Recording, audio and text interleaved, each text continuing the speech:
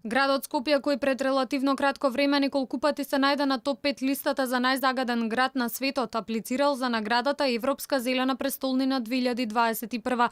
Европската комисија објави соопштение во кое се вели дека 21 град од 14 европски земји се надпреваруваат за наградата Европска зелена престолнина за 2021 година и наградата Европски зелен лист 2020. Градоначалникот на Скопје Петре Шелегов пред една година најави дека неговиот план е Скопје да стане Европска зелена престолнина во 2021 година. Скопје мора да биде просперитетен и отворен град. Нашиот план е дека Скопје треба да стане Европска зелена престолнина во 2021 година.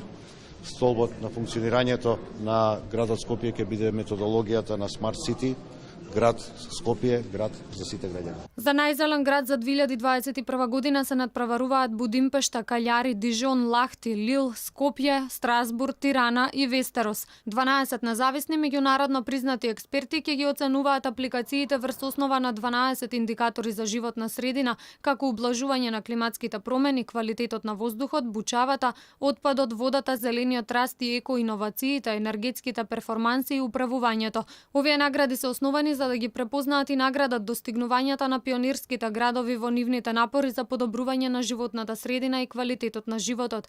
Инаку мирните станици за аерозагадување во најзагадените реони во Скопје, како Лисиче и Газибаба, подолг период не се во функција.